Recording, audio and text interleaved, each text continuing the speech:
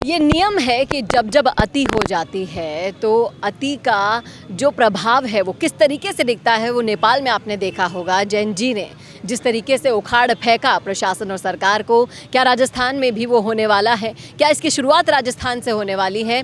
मनोज मीणा जी हमारे साथ हैं। हर आंदोलन में, चाहे से वो एसआई भर्ती हो या फिर कोई भी मुद्दा हो, अभी झालावाड़ की पिपलोदी गाँव में आदिवासी बच्चों के साथ जो हुआ उस मसले को लेकर ये नरेश मीणा के साथ शहीद स्मारक पर बैठे हैं। सर, आप बताएं कि क्या अब यहाँ पर भी वही हालात होने वाले हैं जो नेपाल में हो रहे हैं?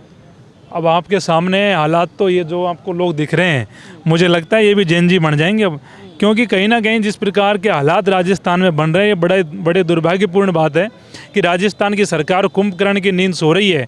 इतने लंबा समय हो गया घटना को हुए, उसके बावजूद भी अभी तक झालावाड़ में 7 मासूम बच्चों के परिवारों को न्याय नहीं मिला। और न्याय की बात क्या है कि उनको मुआवजा मिले, और मुआवजे को देख के अगर आप फ़र्क कर रहे हो, दलित आदिवासियों के बच्चों को अगर आप मुआवजे देने में फ़र्क कर रहे हो, तो कहीं ना कहीं दिखाता है कि सरकार की मंशा कैसी है। और भजन लाल जी, मेरे को लगता है कि कहीं ना कहीं अपने जो सलाहकार हैं ना, उनके भ्रम में आ रहे हैं। मैं कह रहा हूँ भजन लाल जी से कि आपको ये चीज़ें समझनी पड़ेंगी कि आप जब प्लेन हादसा होता है तो वहाँ 1 करोड़ की बात करते हो, नौकरी की बात करते हो, उदयपुर में आप 1 करोड़ की बात करते हो। हादसे सारे जगह बुरे हैं, लेकिन ये जो झालावाड़ में 7 मासूम बच्चे मरे, इनकी जान की कीमत नहीं है। इनके परिवार के लोग आज खून के आंसू रो रहे हैं साहब। यहाँ पे बैठे हुए हैं परिवार वाले लोग। नरेश भाई उस समय जब आवाज़ उठाई तो उनको जेल भेज दिया, जेल से आए तो दोबारा शहीद स्मारक आ गए। और मेरा ये मानना है कि ये न्याय की लड़ाई है, और नरेश भाई सहित तमाम राजस्थान के युवाओं को इस लड़ाई को लड़ना चाहिए, क्योंकि जिस प्रकार से मुआवजे को लेकर जो भेदभाव किया जा रहा है, जो न्याय नहीं मिल रहा है, ये बहुत दुखद है। और आप इस बात को देखिए कि राजस्थान का मुख्यमंत्री भजन लाल शर्मा झालावाड़ पहुंचा तक नहीं, भजन लाल जी की संवेदना बिल्कुल मर चुकी है कि यानी कि दौरा करने तक भी नहीं गए। ये छोटी घटना नहीं है, बड़ी घटना है और बहुत बड़ी घटना थी। और इसके बाद बैक टू बैक राजस्थान के इतने क्षेत्रों से वीडियोस आए जिन्होंने सोचने पर मजबूर कर दिया था। उस पर शिक्षा मंत्री के उल्टे पुल्टे बयान हमने सुने। और भी आपने देखा होगा कि सरकार अब जो भवन बनेंगे उन पर एक्सपायरी डेट वाला नियम जो आपने सुना होगा।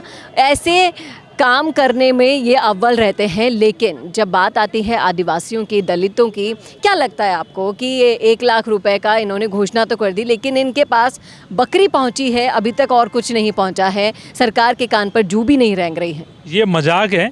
मुआवजे के नाम पे बकरी देना एक भद्दा मजाक है। क्या इनको 1 करोड़ रुपए, सरकारी नौकरी, 10 बीघा ज़मीन नहीं मिलनी चाहिए? कि आप मेरे को बताओ, क्या इन मासूम बच्चों की जान की कीमत नहीं है? अगर बच्चे मान लो आदिवासियों के हैं, ओबीसी वालों के हैं, दलितों के हैं, तो क्या उनको 10 लाख रुपए दिए जाएंगे? और बाकी जो और हादसों में जो घटना हुई, हमें 1 करोड़ रुपए मिलेंगे? कहीं ना कहीं ये दोगलापन है भजन लाल जी का, जो नहीं होना चाहिए। और मैं कह रहा हूँ कि भजन लाल जी वही हालात बनवा रहे हैं जो नेपाल में बने थे। कहीं ऐसा नहीं हो कि ये सारी भीड़ 1-2 दिन में तय कर ले कि हमें भजन लाल जी के घर जाना है और भजन लाल जी को दे के आएंगे मुआवजा। अगर भीड़ ने तय कर लिया और ये सिविल लाइन्स की तरफ निकल गई तो भजन लाल जी कहाँ जाएंगे बताओ मेरे को? तो क्या ऐसे हालात नहीं बनने चाहिए मैडम? मैं भजन लाल जी से भी कह रहा हूँ आपके माध्यम से, अगर भजन लाल जी थोड़े बहुत भी समझदार है तो इस मुद्दे में राजनीति नहीं करनी चाहिए और तुरंत ही उनको घोषणा करनी चाहिए कि झालावाड़ के 7 मासूम बच्चों के जो परिवार हैं उनको 1-1 करोड़ रुपये हम दे रहे हैं। और अगर वो नहीं दे रहे हैं तो फिर अब आर पार की लड़ाई के लिए नरेश भाई यहाँ बैठा है, हम उनके साथ कंधे से कंधा मिलाकर बैठे हैं।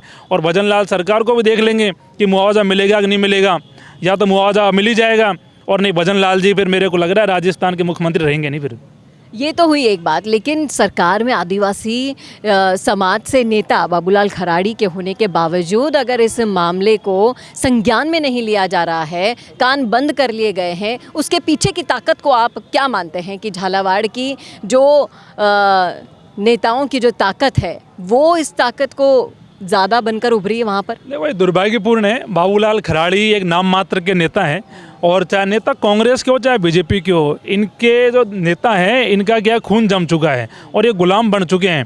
इन्हें कोई फ़र्क नहीं पड़ता, क्योंकि झालावाड़ की स्कूल में पढ़ने वाले बच्चे नेताओं के नहीं थे, इन अधिकारियों के नहीं थे। कांग्रेस के नेताओं की भावना होती, चलो आप वो विपक्ष में हैं तो कम से कम शहीद स्मारक पर तो आते हैं, कम से कम मुआवजे की बात तो करते हैं। हम कौन सा कोई यहाँ पे कोई बहुत बड़ी मांग कर रहे हैं? हम कौन सा भजन लाल जी से ये कह रहे हैं कि आपकी ज़मीन जायदाद हमारे नाम कर दो? हम तो ये कह रहे हैं जो उचित जो मुआवजा बन रहा है इन बच्चों को दिया जाए। और बीजेपी के नेताओं की भावना होती तो वो मुआवजा देते, झालावाड़ जाके आते।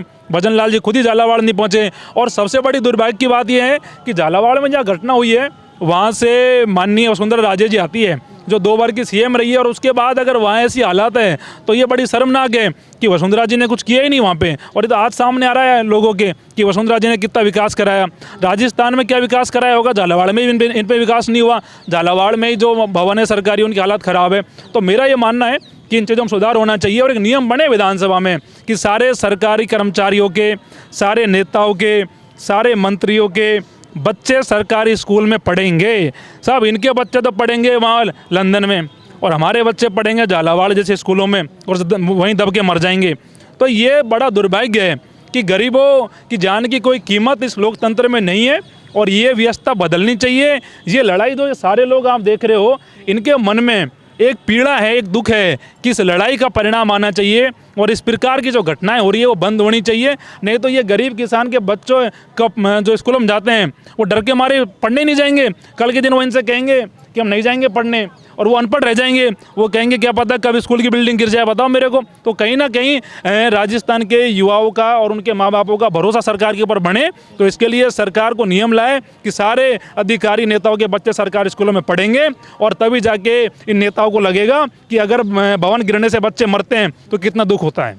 सही कह रहे हैं आप बिल्कुल कि इन नेताओं के बच्चे जिस दिन इस पट्टियों के नीचे दबकर मरेंगे ना, तब उन्हें असली दुख का मतलब पता चलेगा कि अपना बच्चा जब मर जाता है तो क्या होता है। और इस दुख का अंदाज़ा सरकार को बहुत जल्दी होगा अगर ये जेनजी ने यहाँ पर उग्रवादी रूप ले लिया तो। अभी तो गांधीवादी तरीके से बैठे हैं, लेकिन ये भी बहुत जल्द उग्रवादी रूप ले सकता है। इसलिए इस चेतावनी को बहुत ज़्यादा इन्हें सीरियस लेना होगा। कैमरामैन करण के साथ चेतना शर्मा, संवाद के लिए।